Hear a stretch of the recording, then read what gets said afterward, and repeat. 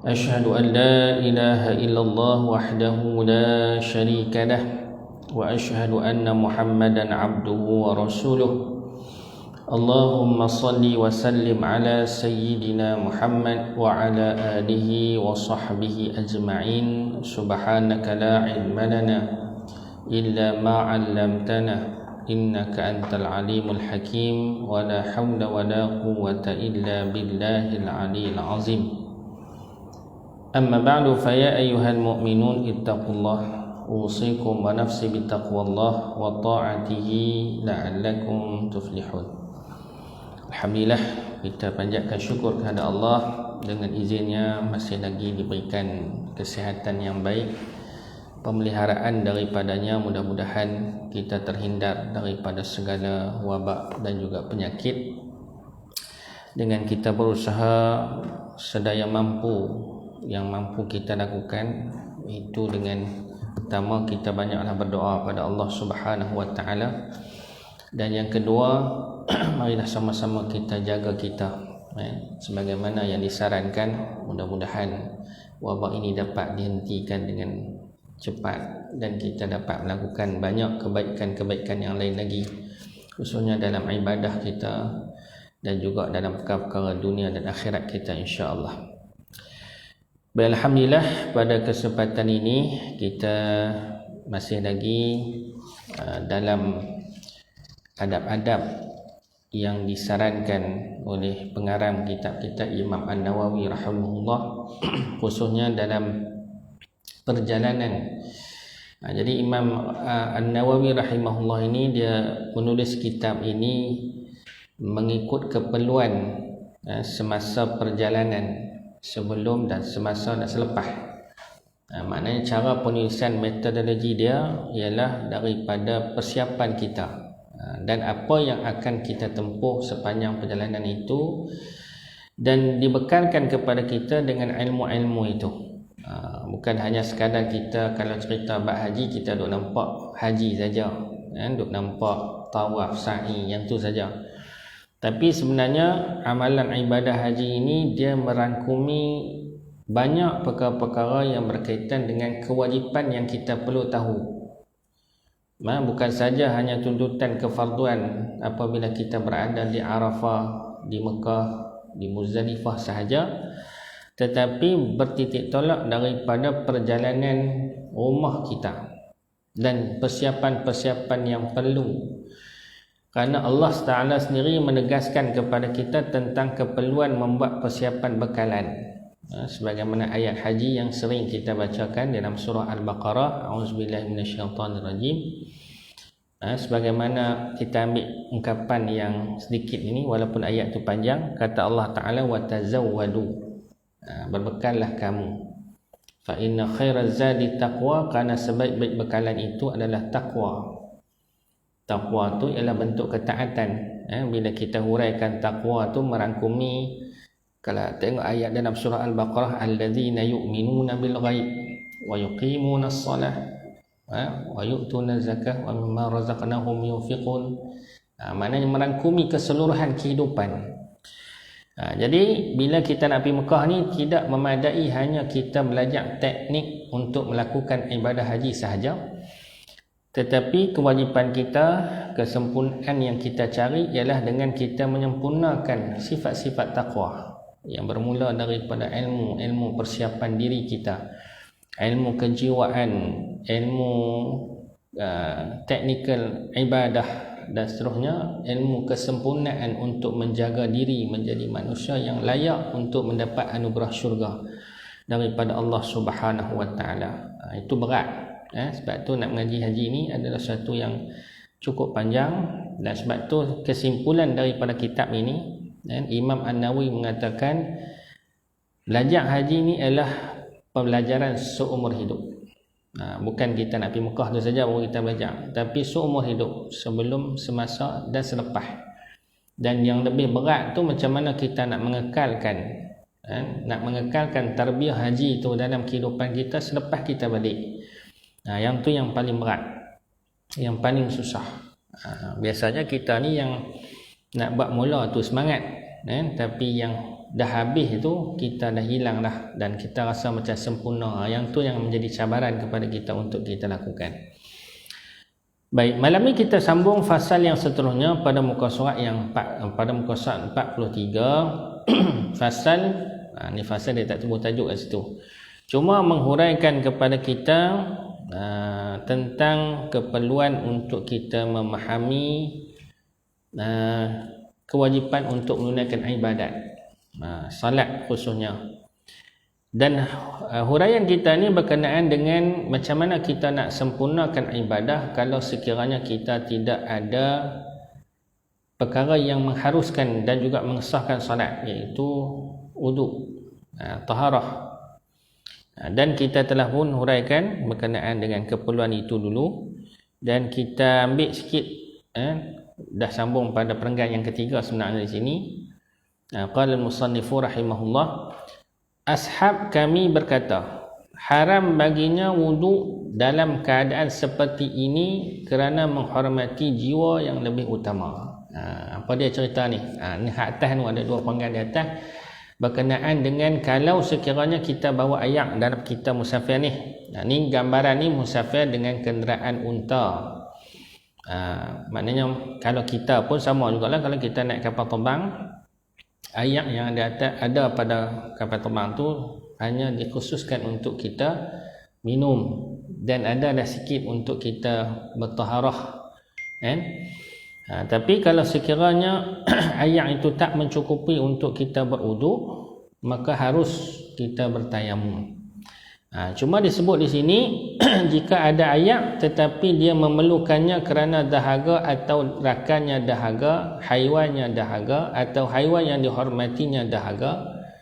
Haiwan yang dihormati ni apa dia? Haiwan yang dia bawa, yang dia bawa sekali, ataupun haiwan yang terbuai sepanjang perjalanan tu dahaga dan memerlukan duit, memerlukan ayak yang dia bawa tu untuk diminum, maka dia boleh bertayamum. Ni kena ijtihad lah, ni kena pandai ijtihad. Maksud ijtihad ni macam mana kita nak tengok keperluan yang lebih utama antara kita menjaga nyawa dengan kita nak beribadat ini. Salat ni kena ada wuduk, tapi dalam waktu tu kita berada dalam dilema, kita nak pilih yang mana nak lebih utama, nak menunaikan hak Allah untuk tunaikan salat dengan berwuduk, ataupun kita menjaga agama, menjaga nyawa. Maka dalam hal ini Imam Nawawi kata haram kita berwuduk dengan air dalam keadaan seperti itu, dalam keadaan seperti ini, seperti yang kita dah sebut tadi ni. Maknanya antara dalam dilema ni, kalau kita berwuduk, kita buang saja tadi ayak lagi, kita nak minum apa semua tak cukup, sebab perjalanan mungkin jauh lagi menempuh, dan kita nak tunggu nak jumpa tempat ayak lain tu jauh, mungkin makan 2-3 hari lagi, dan bekalan ni hanya cukup dalam tempoh tu saja. Kalau kita guna, maka menyebabkan akan terputuslah bekalan minuman itu. Maka dalam waktu tersebut menjaga nyawa tu lebih utama. Tu dia tuan-tuan.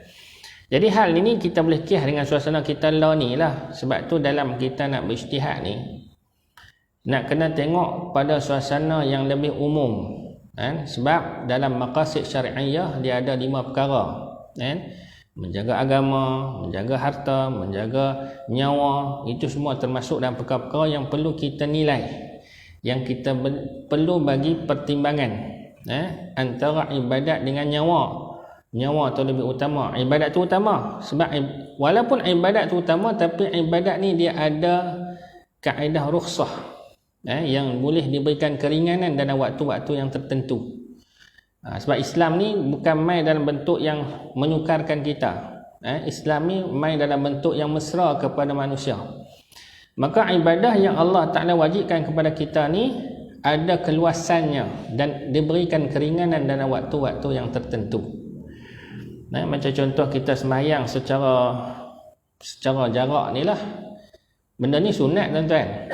Sunat, walaupun sunat tu utama untuk kita jaga merapatkan saf tu, utamalah. Sebab Nabi kata dalam satu hadis, siapa yang menjarangkan saf itu satu kelaknatan kepada dia. Maknanya seumpama dia membiarkan syaitan-syaitan keluar masuk celah-celah tu.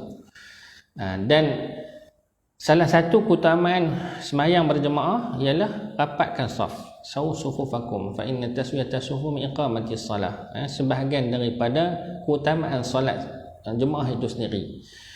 Tapi dalam keadaan lah ni, memanglah kita tengok lah ni orang duk viralkan pula ada seorang penceramah tu duk kata kena kaji balik SOP.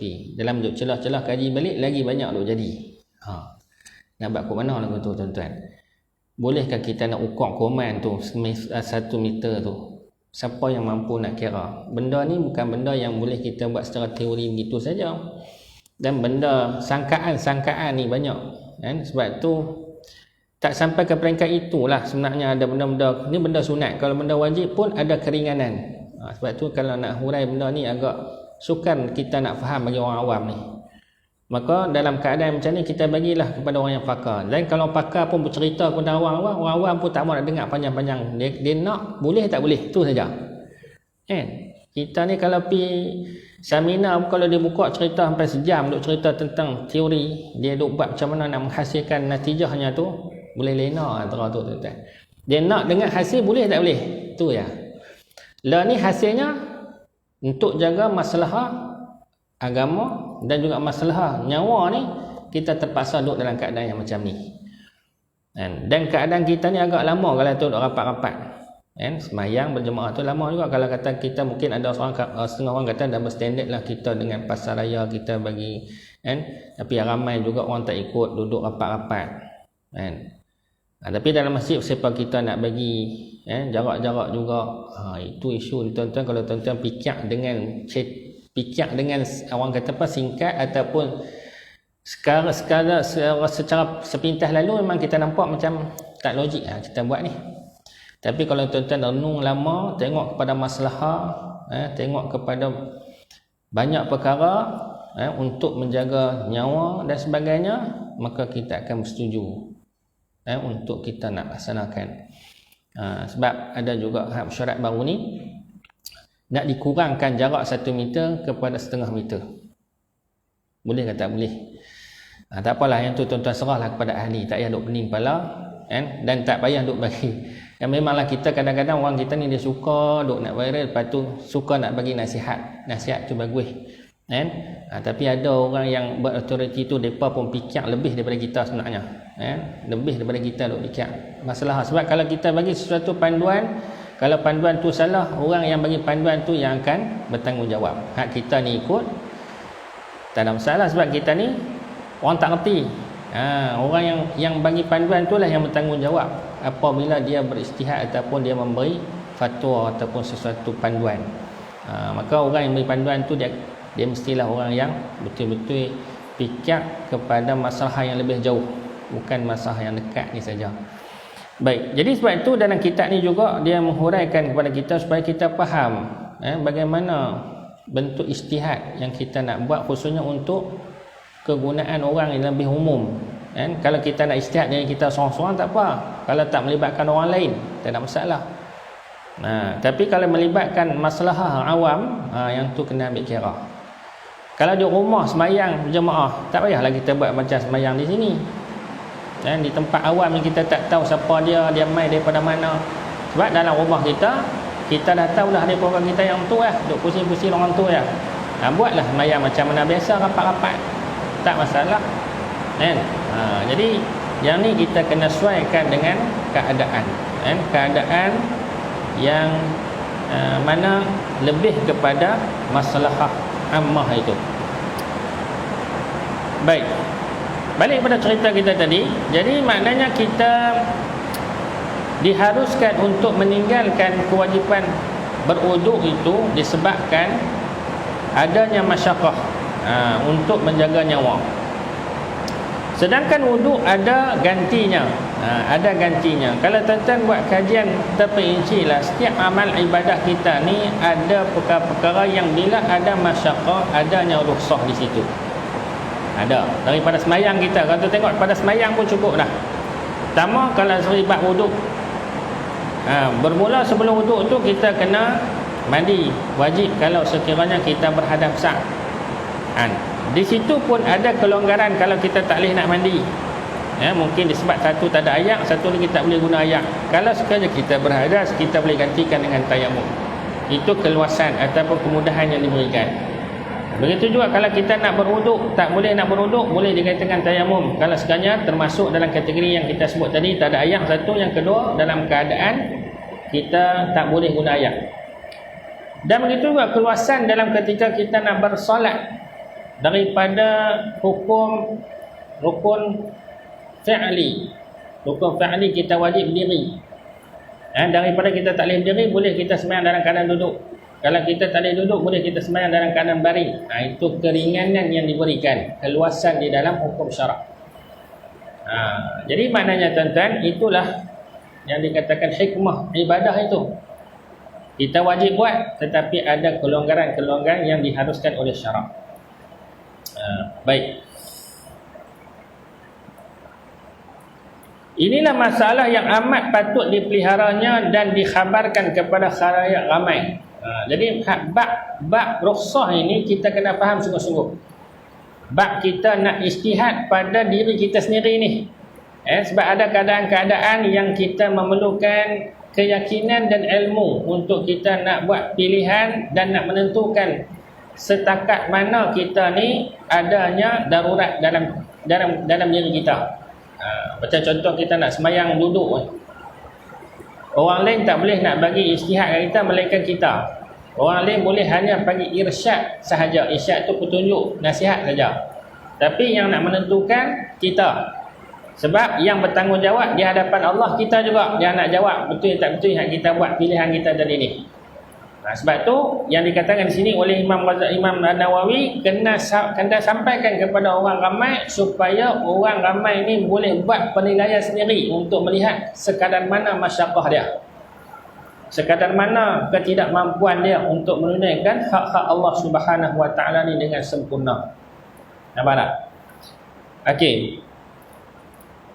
Ini kerana ramai jemaah haji dan lainnya tersilap dalam hal ini. Ada yang terlalu meringan-ringankan sangat dan ada terlalu yang memberat-beratkan sangat. Bila boleh musah dia tak mau, dia nak buat juga yang susah. Itu menyulitkan dia. Sampai kadang-kadang tu melibatkan nyawa. Mati orang pasal dia nak buat amal ibadat ni sampai melibatkan orang mati. Itu dah masuk dalam perkara yang haram. Baik, seseorang itu sanggup berwuduk sedangkan dia amat tahu keperluan orang ramai kepada minuman seperti ini. Hukumnya haram tanpa ragu-ragu lagi. Contoh ayat tu sikit, tapi dia ni nak ambil yang sempurna. Kononnya dia hanya pentingkan diri sendiri sampai ayat tak cukup untuk orang lain nak minum kerana dia berwuduk. Ni lepas tu bila ada dalam keadaan ramai tu, kita kena lebih utamakan orang ramai daripada kita. Macam kes sembahyang berjemaah kita lah, dalam kes SOP ni tuan-tuan. Kalau nak sembahyang rasa selesa, sembahyang di rumah. Duk soh rapat-rapat di rumah. Pakat nak adik-beradik kita main buat di rumah, tak ada masalah. Sembahyanglah rapat-rapat. Tapi kalau kita main di masjid surau yang kita tak tahu, jemaah tu bukan regular, yang main campur seorang ni, dan kadang-kadang orang tu pun pergi mana hala tu. Jadi itu perkara-perkara yang kita tak mampu nak jaga. Maka masalah kita nak kena jaga masalah yang lebih umum dan lebih luas kepada orang ramai. Itu kena faham dong tu. Bukan kita duk picak dari kita saja. Tuan-tuan. Sebab saya duk tengok ada juga orang duk hantar mesej, ustaz duk dalam jantan mufti, ustaz kena buat sesuatu. Kita buat sesuatu lah. Kita duk picak masalah rumah ni. Dan kita ambil pandangan MKN, kita tengok kesihatan macam mana, boleh ke tidak ke, sekadar mana, sebab mereka lebih tahu kadar kecepatan kuman itu, dia merebak, itu semua. Sebab tu kalau nak cerita pada awang, kadang-kadang awang kata alah, takkan takut kuman daripada Allah Ta'ala. Kadang-kadang jawab dia tu, kita nampak macam tauhid lah sangat, tapi hakikatnya dia tak faham qada dan qadar Allah Subhanahu Wa Ta'ala pula. Yalah, yakin pada Allah tetap, siapa pun tak yakin pada Allah, mati itu memang Allah Ta'ala yang tentukan. Tapi ikhtiar usaha kita ni mana nak tak, kita percaya qada dan qadar itu. Konsep tu pula, ikhtiar dan tawakal tu nak tak kat mana. Jadi sebab tu kita belajarlah jadi orang tawaduk. Walaupun kita berilmu sekalipun, jadilah orang yang tawaduk dan meraihkan ijma'. Lebih ramai itu lebih utama. Ijma' tu, sebab tu dalam hukum syarak kita ada ijma'. Sebab kalau pandangan seorang tu dia rasa macam dia betul ya. Sebab tu orang lain tak betul. Sebab tu bila kita ijma', dia akan tengok pelbagai sudut. Sebab tu dalam kita buat dalam motivasi pun tuan-tuan, seseorang tu dia akan tengok pada sudut yang dia nampak ya, dan apa yang dia rasa. Tapi apa yang kita rasa dan yang kita alami tak sama dengan orang lain. Sebab tu kalau kita buat secara kolektif, setiap orang ada rasa yang berbeza. Dan setiap orang ada pengetahuan yang berbeza. Jadi bila kita himpunkan semua, maka di situlah rahmat. Alaikum bil jamaah, wasyawirhum fil amr, dan bersyuaratlah pada sesuatu perkara. Itu perintah Allah Subhanahu wa taala. Karena Allah Taala Maha mengetahui sikap manusia, sifat manusia yang lemah, dan manusia perlu duduk dalam berjamaah untuk menghasilkan satu natijah yang baik kepada sesuatu perkara. Nampak? Faham kat situ tuan-tuan? Jadi sebab itulah dalam hal ini pun, walaupun kita cerita tentang bab tayamum apa semua, pengalaman pengarang kitab kita ni, dia duk lihat walaupun yang duk pi beribadah haji ni memang semangat untuk beribadah dan semangat nak buat yang terbaik, Allah Ta'ala uji kita nak tengok sekadar mana dan sejauh mana kesanggupan kita untuk tidak mementingkan diri sendiri dalam mentaati perintah Allah Subhanahu wa taala. Sebab tu Allah Taala takdirkan tuan-tuan. Ada setengah orang kata kalau kita pergi Mekah ni dah sesak-sesak kat situ, awak tak buat kat tempat lain sama bagi mudah. Ada ke orang fikir tu? Ada tuan-tuan lah ni walaupun moden terang mana, cerdik lagu mana manusia, ada juga yang bodoh lagu tu. Ada negara jiran pun ada buat lagu tu. Dia kata payah-payah buat di Mekah, main buat tempat kita. Tempat kita tak ada COVID apa semua sama ya, dia kata. Pusing Kaabah tu je pun. Nampak? Jadi benda yang satu tu yang duk kumun manusia pasal apa? Itu kadang-kadang kita fikir secara logik. Kita fikir secara liberal kita. Kita guna akal kita semata-mata, sedangkan di sana Allah Ta'ala bukan nak suruh kita buat tu saja, tapi Allah Ta'ala nak suruh kita ambil pengajaran daripadanya. Sebab tu tuan-tuan, kalau kita betul-betul renunglah, kalau kita tengok betul-betul kenapa Allah Ta'ala suruh pergi juga sekali seumur hidup. Dan benda ni waktu pergi Mekah ni tuan-tuan, dia takkan habis sampai kiamat, insya-Allah. Takkan habis, orang tu akan berpusu-pusu, ramainya macam tu takkan susut kecuali musim Covid ni lah. Tu pun ramai juga orang yang masih lagi tetap nak pergi. Jadi dalam keadaan ramai-ramai itu Allah Ta'ala akan uji kita. Dan haji ni lebih nak melihat kepada bagaimana kita menjaga orang lain daripada diri kita. Menjaga hak orang lain daripada diri kita sendiri. Itu yang diutamakan oleh Allah Subhanahu wa taala dalam kita nak melaksanakan ibadah kita ni tuan-tuan. Baik.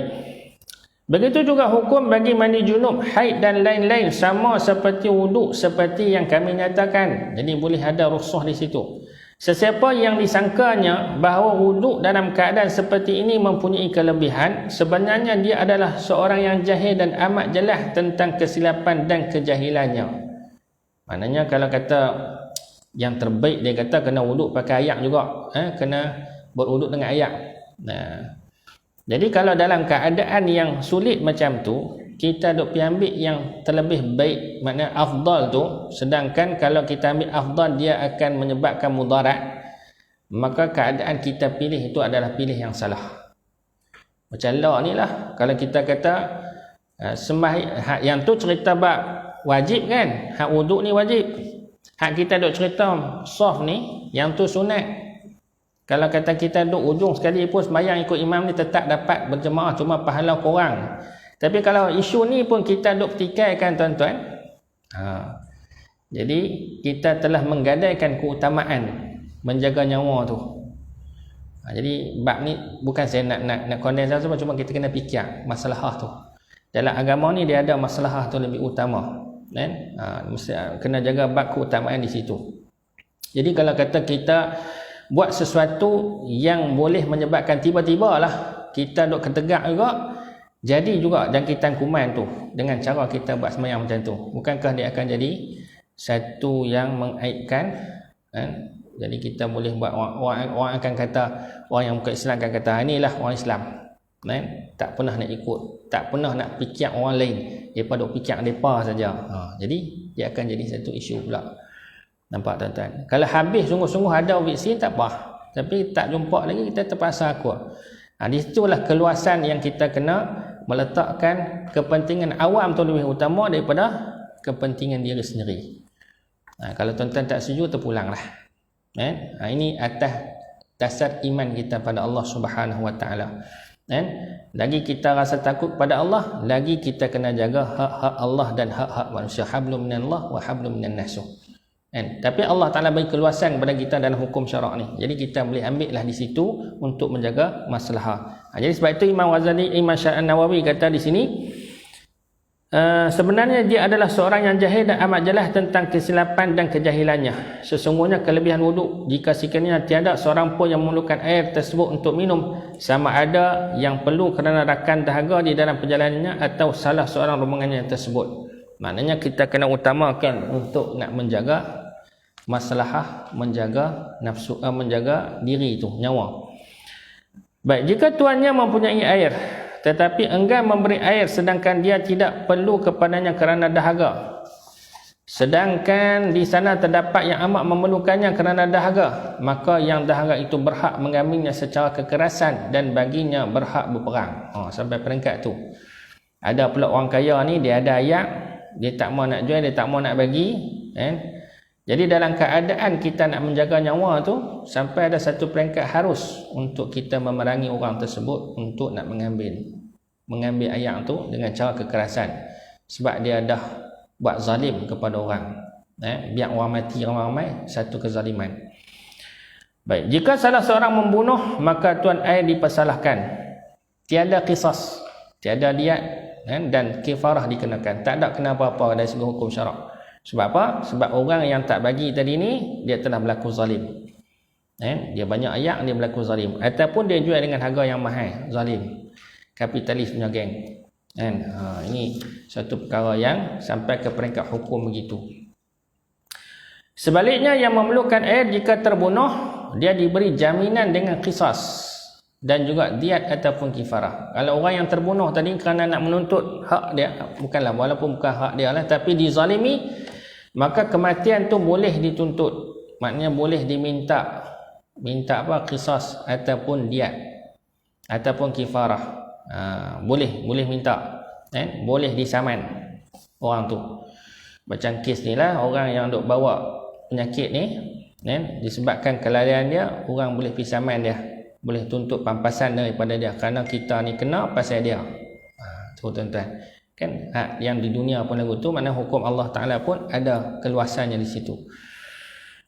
Baik, jika sekiranya tuan punya air perlu kepada air kerana dirinya dahaga, dia didahulukan daripada yang lain. Jika seseorang yang lain perlu air untuk wuduk sedangkan pemilik air tidak perlu kepadanya, tidaklah perlu dibahagikannya. Begitu juga orang tersebut tidak boleh merampas air tersebut kerana dia boleh tayamum. Ketahuilah, dalam apa jua siapa yang perlu air kerana dirinya dahaga, rakannya atau haiwan yang dihormati pada kali kedua sebelum mereka sampai kepada air yang kedua, maka dia boleh tayamum dan solat tanpa perlu mengulanginya. Jadi kalau begitulah juga orang yang tak boleh merampas air kalau sekiranya dia ada keluasan untuk bertayamum. Itu maknanya tak perlulah sampai ke peringkat itu, walaupun hukum bila kita dizalimi sampai ke peringkat kita boleh melawan, minta dengan kekerasan, tapi disebabkan keluasan hukum syarak ni diberikan kepada kita untuk kita tak perlu guna air, boleh kita tayamum saja. Diambil di situlah. Maknanya Islam ni bukanlah sampai ke peringkat begitu, walaupun dari segi hukum harus, tetapi disebabkan keluasan hukum syarak tu, maka boleh kita gantikan dengan tayamum. Baik, jika tidak mendapati air dan didapatinya dengan cara dijual mengikut harga pasaran dan dia ada kewangan yang boleh dibeli lebihan daripada keperluan musafirnya pagi dan petang, ketika itu wajib baginya membeli air tersebut. Jadi kalau dia ada ayat untuk dia gunakan berwuduk dengan cara dia membeli dan dia ada duit yang banyak, maka dia kena belilah. Tak boleh tayamum lah, sebab dia ada cara boleh dia dapatkan air itu. Baik, jika dijual melebihi harga pasaran tidak wajib baginya membeli, sama ada tambahan nilai itu sedikit ataupun banyak, tapi sunat baginya membeli. Harga pasaran merupakan nilainya pada keadaan tersebut. Jadi dia tengok kepada harga. Kalau terlalu mahal sampai menyulitkan, sampai bekalan dia nak pergi Mekah pun habis dengan sebab dia terpaksa beli ayak, maka tak perlu dia beli, maka bolehlah dia gunakan hukum rukhsah untuk bertayamum pada ketika itu. Baik, jadi kita fahamlah di sini keluasan hukum syarak yang diberikan kepada kita. Bagaimana kalau sekiranya kita tak mampu menggunakan air, maka bolehlah kita bertayamum pada waktu-waktu keadaan-keadaan yang tertentu sebagaimana kita sebutkan tadi, insya-Allah. Baik, sekadar itu dulu.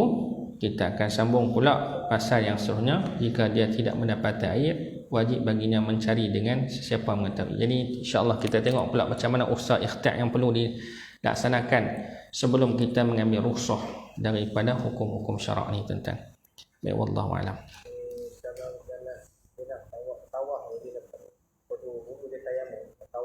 Okey. Itu dah selesai dia buat dia tak halus siap dah sebab umrah itu tidak solat mampu dah betul. Ayo sekali tu pakai tayamum yang tadi tu. Okey.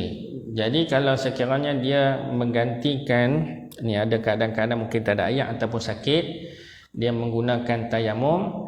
Tayamum tu hanya harus untuk satu perbuatan yang wajib saja. Maksudnya kalau sekiranya dia dah gunakan tayamum tu untuk tawaf, untuk solat pula nanti, solat bukan solat yang berkaitan dengan tawaf lah. Kalau sunat tawaf dia tak apa pakai satu wuduk. Tapi kalau untuk solat fardu pula, maka dia perlu tayamum sekali lagi untuk mengesahkan solat tu pula. Jadi maknanya setiap satu kefarduan tu dengan satu tayamum.